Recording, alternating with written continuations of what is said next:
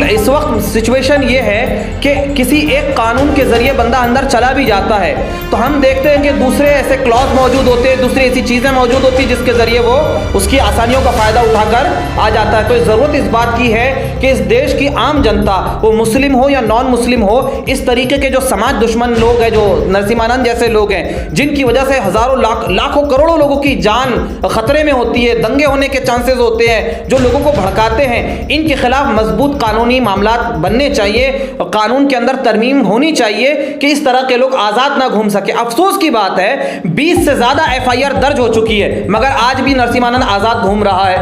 इस वक्त हमारे साथ है मौलाना मुस्तफ़ा रज़ा साहब। तो हज़रत हम जानना चाहेंगे, कई ऐसे पीर साहब हैं जिनके तकरीबन लाखों करोड़ों मुरीद हैं, लेकिन ऐसे पीर साहब, ऐसे मौलवी साहब कहाँ हैं आखिर जो इस नरसिम्हानंद को मुँह तोड़ जवाब नहीं दे पा रहे?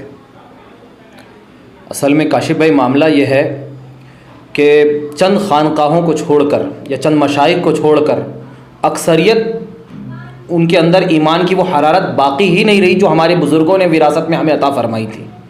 यही वजह है कि आप देखेंगे फुरूई मसाइल में तो बेतहाशा लड़ते हैं, मुरीदीन को लड़ा के रख देंगे, लेकिन जब बात नामों से रिसालत की आती है ना तो इन लोगों के खून सफ़ेद हो जाते हैं। नामों से रिसालत पर एक जुमला नहीं निकलता है जो दीगर मसाइल में अहले सुन्नत के इंटरनल मामलात में कौम को उलझा के रख देते हैं। देखिए आप इस मामले में खामोश बैठे हुए हैं और इन्हीं की तरबियतों का असर है जो हम ये आज देख रहे हैं, ये जो अंजाम देख रहे हैं, ये जो कि उनसे कहा जाता है कि तुम बुराई के खिलाफ कम से कम अपनी ज़बान से तो बोलो, FIR तो दर्ज कराओ, मगर नौजवान बोलता है कि क्या मिलेगा FIR दर्ज के, बहुत सारे लोगों ने करा दी, मैं क्यों जाऊं। ये जो जुमले हम सुन रहे हैं ना, असल में ये ऊपर की ट्रेनिंग का नतीजा है और वो जो इश्क़ रसूल का इम्तियाज़ रहा उम्मत मुस्लिमा में 14 से 17 साल की तारीख़ के अंदर, आज ये चीज़ नज़र नहीं आती। तो इसके ज़िम्मेदार कहीं ना कहीं हमारे बड़े भी हैं, चंद लोगों को छोड़कर। अभी एक बात बताना चाहूँगा आपको, एक हमारा नागपुर शहर का ग्रुप है जिसमें कल मैंने ये सवाल पूछा था, दोपहर 1:18 पे मैंने पोस्ट किया था, बाकायदा टाइमिंग भी मैंने नोट डाउन रखा है कि हमारे नागपुर शहर के खासकर उलमा इस नरसिम्हानंद को जवाब देने के लिए कब सामने आएंगे। उसमें कई आलिम हैं, दूसरे मसले मसाइल पे दिन भर चैटिंग चली और वो भी हमारा अंदरूनी ही मैटर था, किसी एक ख़ास आलिम को लेकर उन्हीं पे बहस चली। लेकिन अफसोस की बात है आज दोपहर 1:18 पे 24 घंटे हो जाएंगे लेकिन उस सवाल का जवाब नहीं दिया गया कि कब आखिर उलमा नागपुर शहर के इस मामले में सामने आएंगे। देखें,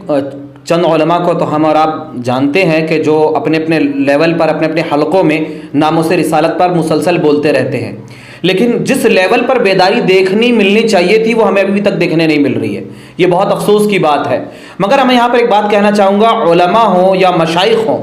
या नौजवान हो, वो ये बात क्यों भूल जाते हैं कि नबी अलैहिस्सलाम की नामोस का मसला ये हमारा सबसे बड़ा मसला है। हुजूर अलैहिस्सलाम की मोहब्बत ही तो ईमान की जान है। नबी अलैहिस्सलाम से मोहब्बत का तकाजा है कि हुजूर के गुस्ताखों को जवाब दिया जाए, हुजूर अलैहिस्सलाम के गुस्ताखों को उनकी ज़ुबान में जवाब दिया जाए, उन्हें बताया जाए कि जो है तुम नबी अलैहिस्सलाम की शान में गुस्ताखी करके चैन से नहीं जी सकते, तुम्हें अपने इस अमल की सज़ा ज़रूर मिल के रहेगी। हमें FIR दर्ज कराने की मुहिम छेड़नी चाहिए और उलमा तो काम है कि वो सरपरस्ती करें, मशाइख का काम है कि वो सरपरस्ती करें, लेकिन अफसोस की बात है कि ये चीज़ें देखने नहीं मिल रही। तो फिर मैं माज़रत के साथ कहना चाहूँगा, अगर आपका यही रवैया रहा तो याद रखिए कौम कभी भी आपको माफ़ नहीं करेगी। उम्मत मुस्लिमा में हर चीज़ रिकॉर्ड हो रही है, आज कौन क्या कर रहा है, क्या बोल रहा है, कौन सा मसला किसके लिए सबसे ज़्यादा इंपॉर्टेंट है, ये सब कौम देख रही है और उम्मत कभी भी माफ़ नहीं करेगी।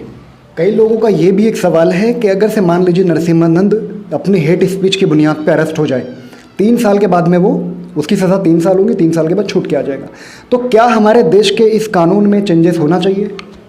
जी बिल्कुल। इस वक्त सिचुएशन ये है कि किसी एक कानून के जरिए बंदा अंदर चला भी जाता है तो हम देखते हैं कि दूसरे ऐसे क्लॉज मौजूद होते हैं, दूसरी ऐसी चीज़ें मौजूद होती हैं जिसके जरिए वो उसकी आसानियों का फ़ायदा उठाकर आ जाता है। तो ज़रूरत इस बात की है कि इस देश की आम जनता, वो मुस्लिम हो या नॉन मुस्लिम हो, इस तरीके के जो समाज दुश्मन लोग हैं, जो नरसिम्हानंद जैसे लोग हैं, जिनकी वजह से हज़ारों लाखों करोड़ों लोगों की जान खतरे में होती है, दंगे होने के चांसेस होते हैं, जो लोगों को भड़काते हैं, इनके खिलाफ मजबूत कानूनी मामलात बनने चाहिए, कानून के अंदर तरमीम होनी चाहिए कि इस तरह के लोग आज़ाद ना घूम सके। अफसोस की बात है 20 से ज़्यादा FIR दर्ज हो चुकी है मगर आज भी नरसिम्हानंद आज़ाद घूम रहा है।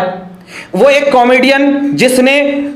बाकायदा एक उससे गलती सरजद हुई थी, वो उसके खिलाफ एफआईआर दर्ज हुई, आज वो सलाखों के पीछे है। हम कहते हैं कि अगर वो शख्स मुजरिम था, आपने उसको सलाखों के पीछे पहुंचाया, तो ये शख्स जिसके खिलाफ 20 से ज्यादा एफआईआर दर्ज हुई और इसका स्टेटमेंट उस कॉमेडियन के मुकाबले में हजारों गुना खतरनाक है। ये खुलेआम दंगों की बात करता है, ये आदमी खुलेआम लोगों को भड़काता है और लोगों को उकसाता है, मारधाड़ की बातें करता है। ये अभी तक सलाखों के पीछे नजर क्यों नहीं आ रहा? इसका मतलब है कहीं ना कहीं हमारे अंदर कमजोरी मौजूद है, हमारे सिस्टम में कमजोरी मौजूद है। हमारी अदलिया के लोगों को, पुलिस डिपार्टमेंट के लोगों को चाहिए कि इस पर सख्ती से एक्शन ले। अगर आप इस तरह के लोगों को खुली छूट दे के रखेंगे और इनको बिल्कुल आजाद और आवारा छोड़ देंगे इस तरीके से, तो जाहिर सी बात है इसमें मुल्क का नुकसान है, देश का नुकसान है, इंसानियत का नुकसान है।